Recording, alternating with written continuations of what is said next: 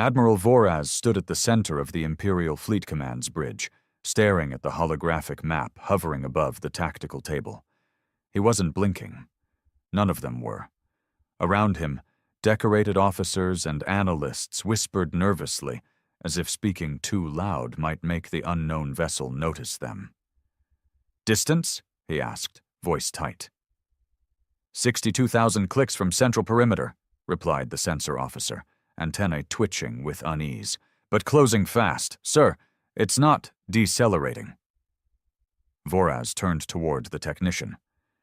"You mean it's approaching at interstellar speeds and it hasn't initiated braking procedures?" "No braking, no communication, no signature, no origin marker. It just appeared." The Admiral's mouth dried up. That wasn't supposed to be possible. Every ship in the known galaxy had its signature encoded from launch. Empire law required it. Even pirates had enough sense to spoof signatures if they wanted to move unnoticed. But this ship wasn't spoofing anything. It was pure void, like the stars bent around its hull and refused to speak its name. "Visual?" he asked. The screen flashed, and for a moment, silence swept the entire command center. It was sleek. Not in the ornamental, over-designed way of Imperial warships, but in the purposeful, terrifying simplicity of something built to do only one thing. Its hull was matte black, so dark it almost hurt to look at. It glided like it didn't obey normal physics, carving through subspace as if space itself parted out of respect. Or fear. "It's human," someone whispered. The word hung heavy in the air. Human. The Terrans. The ghosts of the Orion conflict. The race everyone believed was extinct. They had vanished 100 years ago. After the war. After the Battle of Jara. After the Empire scorched Earth's atmosphere and poisoned its colonies, declaring victory over a species that had dared to resist. The official record said the last Terran ship self-destructed rather than be captured. That was a century ago. And now, this. Voraz turned to his communications officer. "Any attempt at contact?" "On all channels. No response. But what?" The officer looked pale, an oddity for a species with green skin. "Sir, it is transmitting, but not in our language. It's speaking Terran Standard." They all stared. "Translate it." There was a long pause before a mechanical voice filled the bridge, cold and emotionless. "You erased us. You silenced our children. Now we remember. Now we return." Every being in the room felt it, that creeping feeling down the spine, that chill of knowing the universe just got bigger and darker. This wasn't a threat, it was a promise. Voraz grabbed the side of the console. "Scramble defense squadrons, activate planetary shields, alert the High Council." Another voice interrupted, one they hadn't authorized. The transmission cut through their encrypted systems like butter. It was human again, but this time it didn't sound machine-processed. It sounded angry. "This is the SV Vengeance. No further warnings. Stand down or be dismantled." The communication ended. Silence again. Then the sensor officer croaked, "It's speeding up!" Panic bloomed. Voraz felt his heart lurch. No ship should be able to accelerate like that. Not at those speeds. Not so close to a major system. But this one was breaking every rule of known space. One of the junior analysts screamed, "It just bypassed our perimeter cannons. Sir, they didn't even fire. The AI is refusing to target it." "What?" "They say it's not a recognized enemy. They say the ship doesn't exist. They can't lock onto it." The Admiral stared at the screen. The ghost ship was now just one jump away from Corvallis Prime, the Empire's capital planet. He leaned forward, the weight of realization crashing down. "They're back," he whispered. "The Terrans are back." Alarms screamed across the corridors of Corvallis Prime's orbital defense ring. 1,000 sirens echoed through steel and stone, signaling the unthinkable, breach imminent. Officers scrambled to battle stations, fleet drones lit up in red, and civilians, oblivious moments ago, now stared up into the sky as planetary shields began shimmering into visibility. Inside the High Council's panic chamber, Chancellor Meru slammed her fist against the armrest of her throne seat. "One Terran ship? And you're telling me it's bypassed 5 fleets, 3 defense rings, and the entire outer perimeter in less than 2 hours?" General Talek, a leathery-skinned brute with battle medals hanging from every inch of his jacket, bowed slightly. "Chancellor, we don't understand how.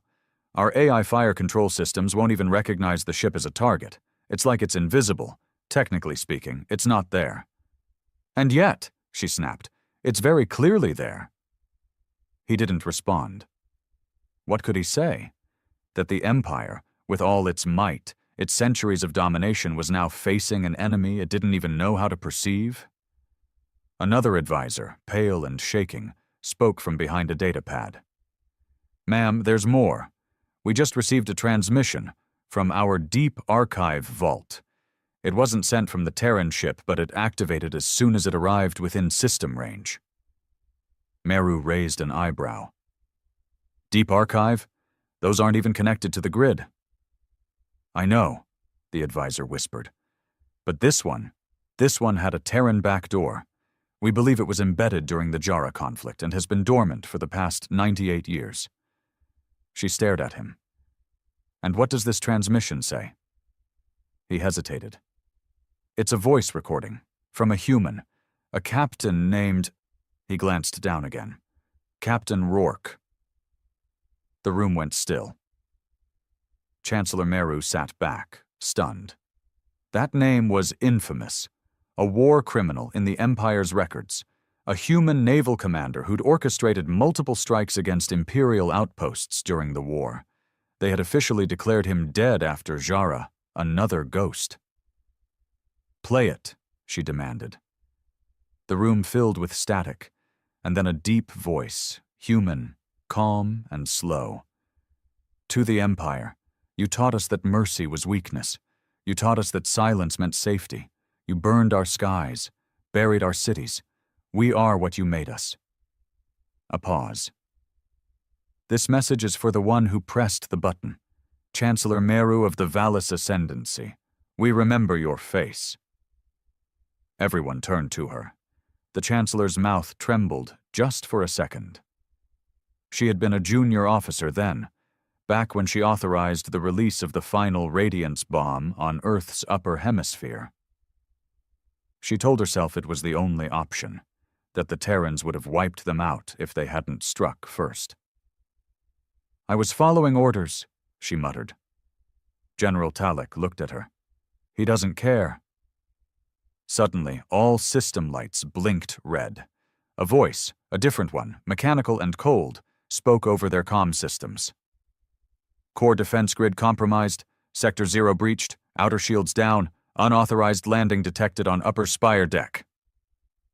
Talek barked. "What? How?" Another officer burst in, panting. "Ma'am, something is on the planet. The Terran ship deployed something. A small object. It descended fast, straight through the atmosphere, and it didn't trigger any alarms. We didn't even see it." "Where is it now?" "Upper spire. It's walking." "Walking?" Meru echoed. It's not organic, Chancellor. It's a machine. Or a suit.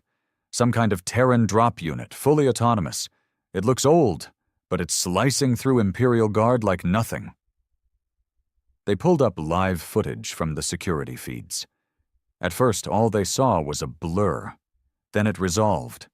A black figure, humanoid in form but standing nearly 9 feet tall, its armor jagged and burned. It moved with terrifying purpose, and everywhere it went, the feed cut out seconds after. On its chest, 2 white letters still glowed faintly through the scars. SV. "The ship's name," Meru whispered. "SV Vengeance." Then the figure paused in the corridor and looked straight into the nearest security camera. A voice came through again. Different this time. Less broadcast, more direct. "Chancellor Meru, you buried my family. I came to return the favor. And then the feed died. For the first time in 50 years, the Empire realized what fear really felt like. The emergency lights bathed the corridor in a deep red glow, pulsing like a slow heartbeat. Each flash revealed more carnage. Imperial soldiers, some vaporized, others crumpled in their armor, lay scattered like broken dolls. The sound of metal on metal echoed down the marble floors as the Terran machine walked forward, step by deliberate step. It wasn't fast. It didn't have to be. It was death on legs, and death didn't need to rush. Chancellor Meru had been evacuated to the inner vault, the most secure bunker on Corvallis Prime. 10 meters of reinforced neutronium walls, a defense grid with its own internal power core. No one had breached it in 600 years, but she didn't feel safe. General Talek stood by the vault's primary interface, barking orders. Lock down every service shaft. Reroute all auxiliary power to internal countermeasures. Deploy the Iron Guard, all of them. An aide stammered, Sir, the Iron Guard hasn't been fully activated and— I don't care! Wake them up! Talek's voice cracked as he slammed his fist against the control console. Sweat dripped from his temples, and even his hardened features couldn't hide the terror eating at him. He had seen war. He'd led the bombardment of 9 rebel planets. He'd broken sieges, crushed uprisings, vaporized entire species into footnotes. But this was different. The footage they'd seen, what little was left, showed that nothing slowed the Terran unit. It ignored blaster fire, walked through force fields, melted titanium with its bare hands. Where's the vengeance now? Meru asked from behind him. Talek didn't answer right away. He stared at the datapad, waiting for an update. Finally, a new map loaded. The red blip was inside the palace perimeter. 2 floors below us, he said quietly. The Chancellor swallowed hard. It's hunting me, isn't it? Talek looked at her, expression unreadable. It's not just here for revenge. It's making a statement. To who? To everyone, he muttered. To the galaxy. A shrill alarm sounded, then a voice, robotic but panicked. An artificial system they all trusted, spoke in broken cadence. Unauthorized presence. Detected. Upper vault security breached. Threat level maximum. Life expectancy. Severely limited. The Iron Guard had assembled outside the vault entrance. 12 towering machines, each forged in the darkest military labs of the Empire. They had no hearts, no minds, only kill protocols. They'd been created for war, to level cities when diplomacy failed. Each one cost more than a destroyer-class starship. They were the Empire's last resort.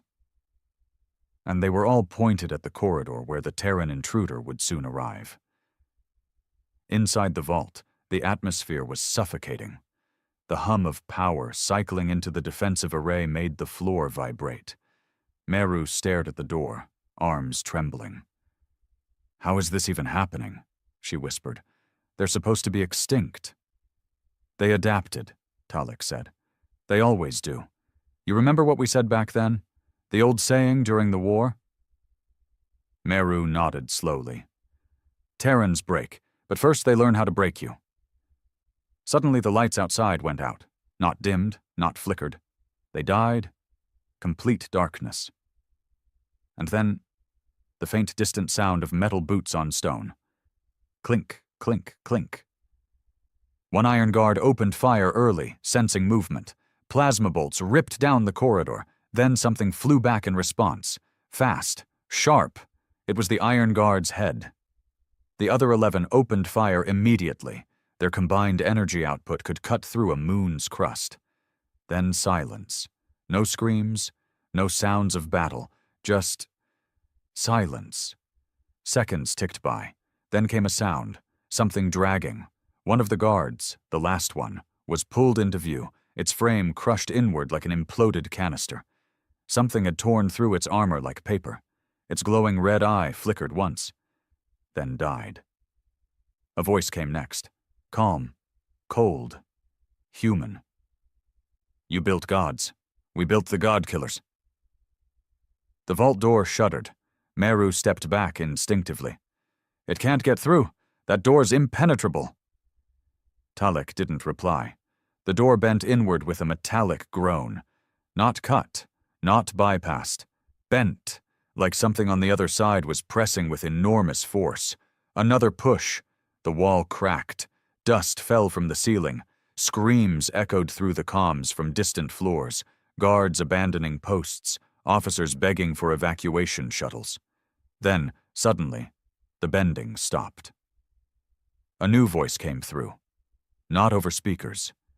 It was in her ear, her implant, the one only the High Command could access. You killed our world. Now we'll show you what a dead world can do. And then the palace AI lit up with an override command. HFY Vengeance has initiated planetary blackout protocol.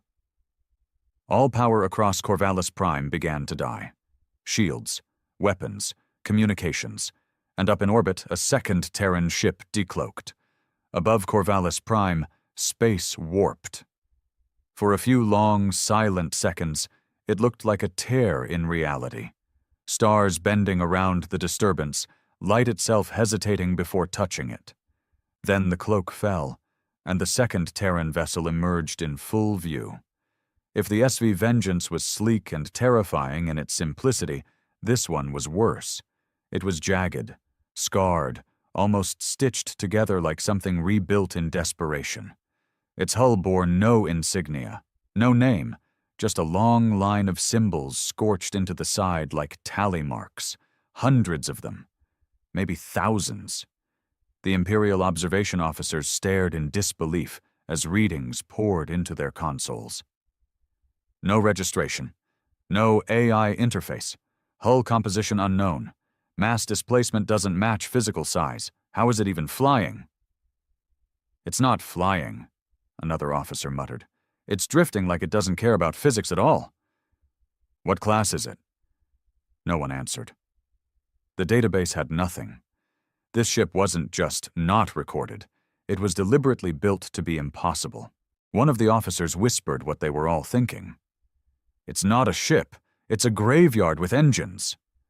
Back on the surface, in the darkness of the capital's vault chamber, Chancellor Meru and General Talek were frozen as the last flickers of auxiliary power struggled to stay alive. Emergency lighting failed, communication links dropped, and the once invincible vault door now looked like paper against the storm knocking outside. Then the second message came. Broadcasted system-wide, on every device, every screen, every neural implant. Your empire is built on ash. We are the embers you left behind, and now we burn. The second Terran ship opened its side panels. Not weapons, pods, thousands of them. Small, coffin-shaped vessels streaked across the sky, breaching the atmosphere like meteors. Some hit the oceans, others landed in the forests, cities, and mountains. Each carried something, someone. Terrans, not all human, not anymore. Modified, hardened, built by pain, by time, by war. Men and women who had survived the annihilation of Earth and rebuilt in places the Empire never thought to look. Deep in abandoned systems, in artificial habitats, hiding in shadows of stars the Empire considered dead. They had waited a century. Now, they were here. Inside the vault, the Chancellor clutched her head. The transmission was still ringing in her mind. They're going to tear us apart. General Talek paced, hand on his sidearm. We underestimated them. We always did. We thought the Terrans were fragile because they bled easy. We thought killing their world was the end. They were supposed to be extinct, she whispered. No, Talek said, turning to her with something dark in his eyes. They just went feral. The vault trembled again. This time not from an outside force, but from below. Shockwaves traveled up the floor, explosions. the kind that meant surface breaches. Suddenly, one of the backup screens sparked to life, flickering between static and a shaky drone feed. The Chancellor leaned in. One of the pods had landed just a few miles away. The video showed black figures spilling from the wreckage, soldiers with no identifiable armor patterns, their weapons unlike anything seen in the current era. Not plasma, not rail, something older, raw, chemical-based, and devastating. The soldiers moved in coordinated silence, sweeping through streets and vaporizing anything in uniform. Not one of them spoke, not one of them hesitated. Civilians weren't touched, only military targets were torn apart. "This isn't a strike," Talek said grimly. "It's an extermination." Then something even more terrifying happened. One of the drones picked up an image of a Terran soldier pulling a small child from the rubble of a collapsed building. An Imperial child. The soldier knelt, spoke softly, gave the child water, shielded them from falling debris. Talek stared at the feed. Why would they do that?" Meru's voice cracked. "Because we wouldn't." It was then they understood. The Terrans weren't just here to kill. They were here to remind the galaxy what the Empire had become. On the outskirts of Corvallis Prime, as resistance crumbled and the night sky rained with falling pods, the people looked up and saw the impossible. 2 ships, no origin, no records, and a symbol glowing in the dark sky, etched in holographic fire above the city. "We remember Earth." The streets of Corvallis Prime were no longer silent. They roared with the chaos of war, the kind of war the Empire hadn't seen in centuries, not since the Jara campaign, not since Earth. But this wasn't a battle between evenly matched forces. This was something else entirely. This was retribution. The Terran ground forces moved like they'd trained for this day their whole lives. Maybe they had. Their armor was mismatched, scarred, modified beyond recognition. But what they lacked in uniformity, they made up for in purpose. Every step was precise, every shot was personal, and they weren't just attacking military installations. They were targeting systems, power grids, comms relays, broadcast towers. They were cutting the Empire's eyes and ears out of its own skull. General Talek watched the carnage from the last functioning tactical feed inside the vault. "They're not here to conquer. They're here to erase us." He was right. All over the capital, Imperial soldiers fell back, only to find they had nowhere left to retreat. Air support had been grounded. Drones refused to launch. The Terran ships were jamming protocols the Empire hadn't used in over 100 years. Archaic, brutal code that bypassed sleek AI firewalls like slicing through fabric. The Empire had gotten soft, comfortable, arrogant.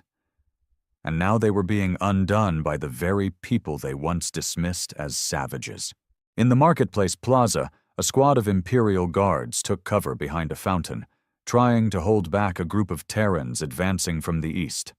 Their leader, a young commander named Rel, shouted for reinforcements, but none came.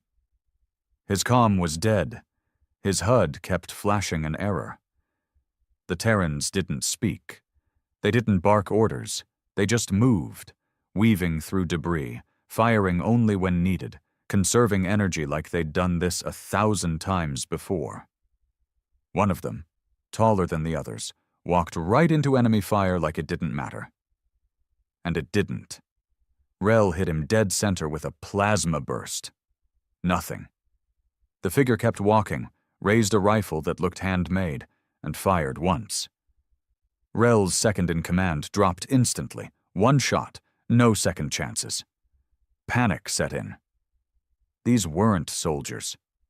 They were something else. And then came the broadcast. Not a transmission, not a message. A memory. The Terran ships had hijacked the Empire's planetary signal arrays and were streaming historical data to every screen, every implant, every public board. Footage of Earth during the final days. Burning skies, dying oceans, children screaming under black clouds, Empire warships blotting out the sun as they fired radiation bombs across continents. And then, the final message of Earth's planetary governor before transmission was lost. To any Terran who finds this, they came in peace, they offered lies, we bent the knee, and they burned our planet anyway. If you're hearing this, make them remember. The people of Corvallis watched in horror.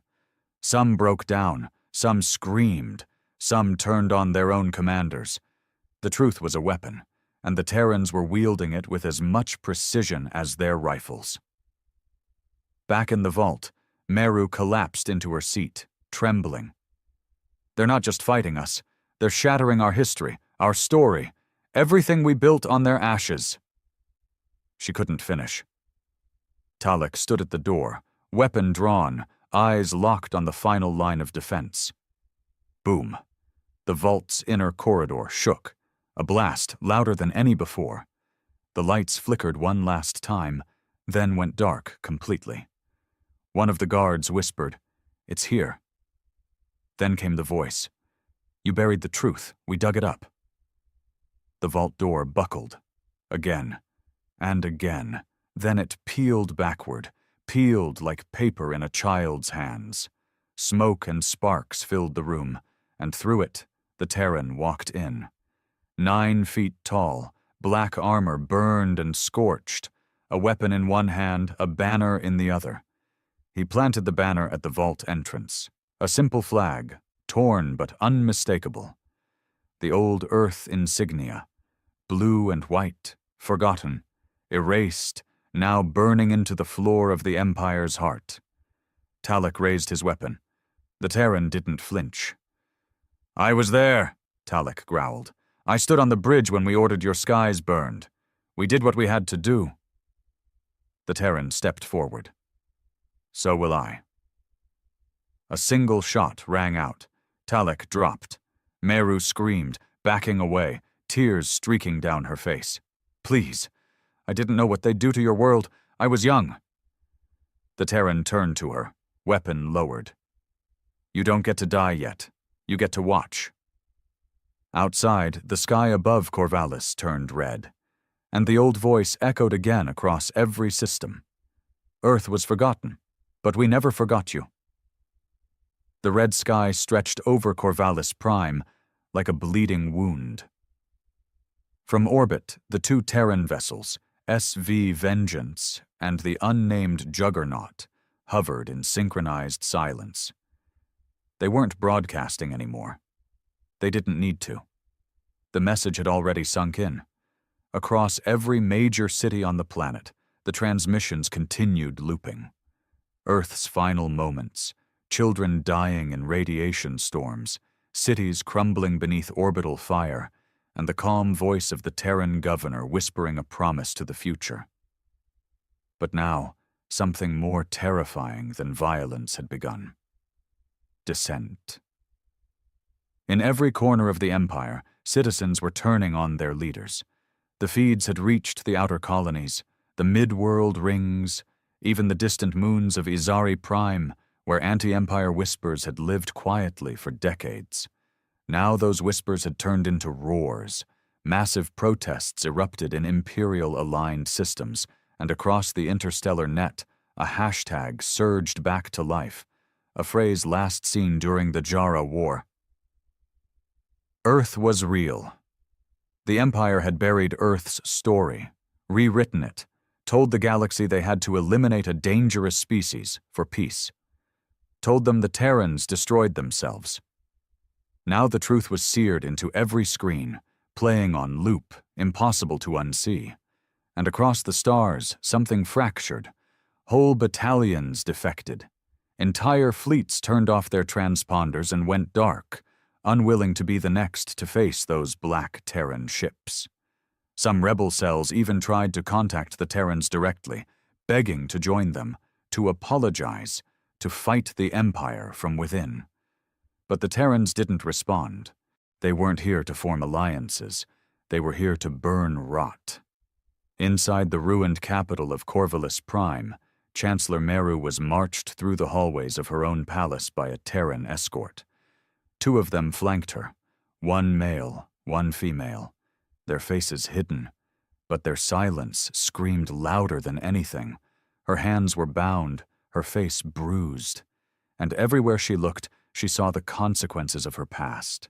Scorch marks on walls, corpses of guards she'd trained, her marble statues shattered on the floor.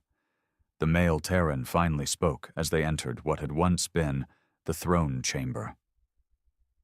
"You watched Earth die from this room, didn't you?" She said nothing. The Terran turned, grabbing her by the collar, lifting her off her feet like she weighed nothing. His visor reflected her terrified face. "We remember. Every second. Every scream. You counted our deaths in your reports like they were data." He dropped her. She hit the floor, coughing, gasping. "Why not kill me?" she croaked. "You've already taken the planet." The female Terran stepped forward, calm, voice flat. "You don't understand. We didn't come here to take your planet." She raised a small device and pressed it. A holographic projection flared to life above them, images of the outer colonies, the border worlds, the forgotten systems the Empire had drained and abandoned. And then, flickering between them, uprisings, real-time footage, cities turning on local governors, imperial buildings set ablaze, soldiers tearing off uniforms, banners falling. Meru's eyes widened. "What have you done?" The female Terran leaned in, her voice cold and steady. "We turned your truth against you. We didn't come to conquer. We came to infect." She turned toward the projection and pressed a second button. Now the screen showed an entirely different kind of horror. Terran colonies. Dozens. Hundreds. Hidden. Buried. Functional. They weren't extinct. They'd thrived. Built civilizations on asteroids. Harnessed energy from dead stars. Mastered technology that bent the laws of physics. They hadn't just survived. They'd evolved. "You thought you ended us," the male Terran said, voice thick with rage barely contained. "All you did was push us underground long enough to become your reckoning." Then the doors of the throne room swung open, and the first wave of civilians entered. Corvallis Prime citizens, journalists, diplomats, refugees, all of them escorted by Terrans, not prisoners, witnesses. Meru tried to rise. "What is this?" The female Terran didn't look at her. "This is where your empire ends." The throne, her throne, was pulled from its foundation and shattered in front of everyone. A new seat was placed in its place. Smaller, simpler, no gold, no jewels, just metal, scorched and sharp. One of the Terrans sat down, not as ruler, as a reminder. Across the galaxy people watched, not just the fall of a capital, but the rise of a reckoning, and above it all, one final message from the SV Vengeance. You erased Earth.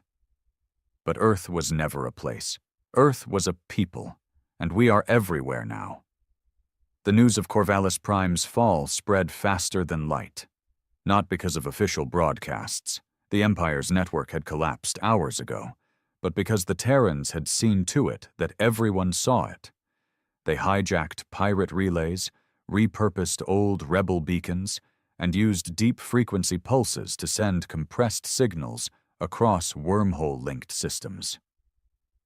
By dawn, if it could be called that on any of the dim-lit colony worlds, every outer rim station, fringe planet, and deep space trading port had seen it. The throne of the Empire shattering. The Chancellor of the Ascendancy on her knees, a Terran voice declaring, "We are everywhere now." It didn't matter what species you were. The message hit the same. The untouchable had been touched. The invincible had bled. But not everyone bowed. On Vakaris 4, a fortress world and one of the last loyalist strongholds in the mid-sector, Grand Moff Kale stood watching the footage from inside his war bunker. Tall, pale, half his body replaced with cybernetics from a long-forgotten campaign, Kyle didn't flinch. He didn't rage. He smiled. "Finally," he muttered, "a worthy enemy returns." Behind him, his generals shifted uneasily. "Sir, we just lost 3 border fleets to defection," one of them said. "Even our own AI clusters are hesitating to engage the Terran frequencies. Some are flagging them as cultural trauma triggers." Kyle turned. "Then purge the AI clusters." "But purge them." The general swallowed and obeyed. Kyle turned back to the screen, narrowing his eyes at the image of the SV Vengeance, still hovering above Corvallis Prime. "They think this ends with a speech and a shattered chair. Number, this is the beginning." He tapped his wrist. A console opened, revealing a vault sequence long sealed, a protocol not even the High Council had dared use. Protocol Lazarus 9, an ancient contingency, designed not to win, but to erase. "They want to show us what they've become?" Kyle said to himself. "Let's remind them what we buried deeper than Earth." Meanwhile, back on Corvallis Prime, the Terrans were already planning their next move. The throne room had become a command hub, no longer a symbol of rule, but of reclamation. In its center, the surviving leaders of the Terran resurgence gathered, officers, tacticians, survivors of Black Ops projects long considered dead. They spoke quietly, with precision, and without ego. "We've received signals from 8 more colonies asking for support," one of them reported. "Some are already tearing down their garrisons without a fight." Another added, "Vacaris 4 hasn't moved yet, but Kale's alive, and if anyone's capable of rallying what's left of the Loyalists, he'll try to make a final stand," the lead Terran strategist said. "No doubt. And he'll use the darkest parts of the Empire to do it." The room grew quiet. One figure leaned against the wall, arms crossed. Smaller than the others, cloaked in a dusty gray coat with an old Terran patch on the sleeve. She spoke quietly. "We should have killed Kale a century ago." The lead strategist turned. "You knew him?" "I served with him, before Earth burned, before he sold us out." They all looked at her now. She pulled the hood down. Scars traced her jaw. Her left eye glowed faint blue, a cybernetic replacement. "He was part of Project Winterborn, same as me. Only he got greedy, switched sides, helped them finish us off." She pointed to the glowing holomap now showing Vacaris 4. "I'll lead the strike." Another Terran hesitated. "It's suicide." She didn't blink. "It's closure." The strategist nodded. Above them, the SV Vengeance began powering its core drive. Not for war, for travel. Destination, Vacaris 4. But as they prepared to leave, something strange happened. The second Terran ship, the one with no name, the one that hadn't spoken, shifted position. Its hull glowed red for the first time. And from it, another transmission flared. Not to Corvallis, not to the Terrans, but to Kale. Somehow they knew. Deep within the icy chambers of Vacaris IV, Kale received the message. He opened it in isolation. No encryption, no trickery, just a simple voice, familiar, human, cold. "We remember you, Kale. We remember the children you locked in cryotubes. We remember the weapons you tested on your own species. You survived Earth's fall. But Earth survived you." The message ended. Kyle stood still for a moment. Then he laughed, a hollow robotic sound. "They think they can judge me?" he said aloud. He opened the vault. Inside, rows of glass chambers hissed to life, each one containing something worse than death. Soldiers groan in silence. Bioweapons, artificial minds created in the final hours of Earth to fight the very thing the Empire feared most. Human rage. Kyle whispered, Let's see how well they remember hell. Space over Vakaris 4 was unnaturally still. No trade ships, no patrols, no civilian traffic, just the oppressive silence of something ancient about to wake. From orbit, the SV Vengeance drifted into low position, shadowing the icy mountain range that crowned the planet's northern hemisphere. Its weapons were silent, its engines cold, but the presence of it, the weight, could be felt across every comm line, every neural implant tuned to its signal. Inside the ship, Terran operatives made final checks. Most said nothing. What could they say? This wasn't just a mission, it was the last page of a 100-year-old nightmare. A chapter sealed in ash, finally about to be closed. In the strike room, she stood alone. The woman in gray. The one who had once served beside Kyle, who had watched Earth burn and lived long enough to watch the Empire crawl from the ashes wearing a crown built on bones. Her name had been erased long ago, but her designation remained. Wraith 9. She loaded her weapon, an old kinetic rifle, polished but worn from years in exile. It had no smart systems, no auto-aim, no AI, just her hands, and the promise she made when the sky turned red over her home planet. I'll be the last thing he sees. The doors opened. The Terran command strategist nodded. The drop point is ready. She stepped in without a word. Moments later, her pod burst from the belly of Vengeance like a silent comet. On Vakaris 4, Kale stood in the heart of his fortress, deep beneath the ice. He was no longer just cybernetic. He had gone beyond, grafted with void tech, surrounded by machines that pulsed with the stolen genetic code of dead Terran soldiers. Around him stood the Lazarus Guard, failures of old Terran resurrection projects the Empire had stolen and twisted, hulking, half-living, screaming without mouths. He smiled.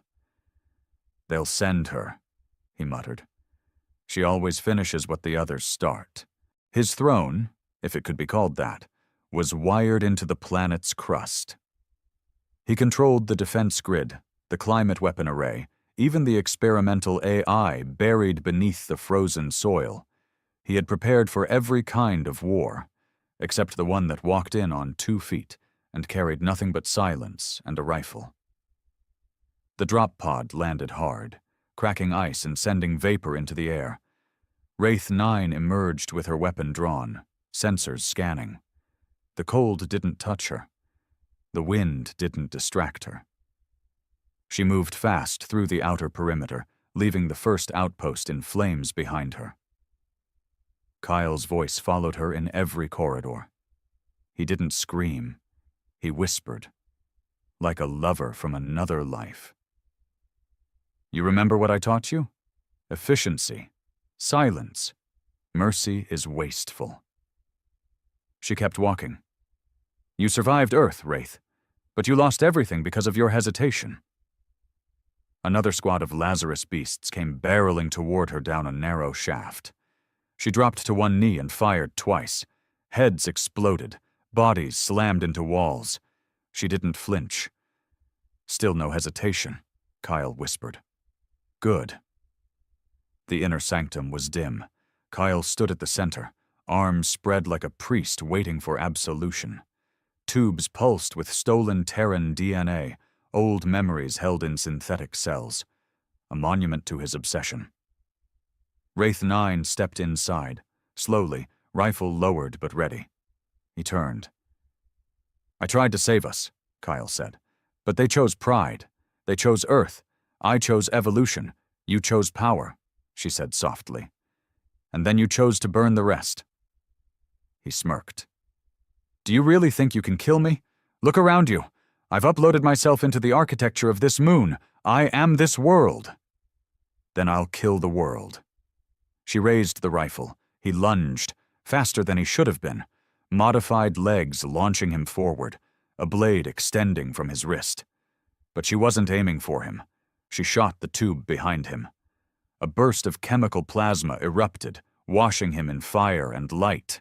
He screamed, half machine, half man, and all of it burning. She charged through the smoke, jammed the rifle to his chest, and whispered, "For Earth," then pulled the trigger. Outside, the ground cracked. The fortress began to collapse into the frozen abyss, and above, the SV Vengeance picked up a signal. One word. "Done." They didn't wait. Orbital engines fired. The unnamed Terran dreadnought descended in silence, and then with no sound but raw energy, it fired its core. Vakari's 4's surface imploded. No explosion, just sudden, pure silence, as if the entire planet had been deleted from existence. Weeks later, in a neutral zone near the galactic fringe, a message played across every channel. "The Empire has fallen. Its tools of oppression are buried. Earth's children are not conquerors. We are witnesses, and we have not forgotten. Let this be the last time anyone burns a world to feel powerful." The screen cut to black, and then only a symbol remained. A blue and white circle. The old Earth, remembered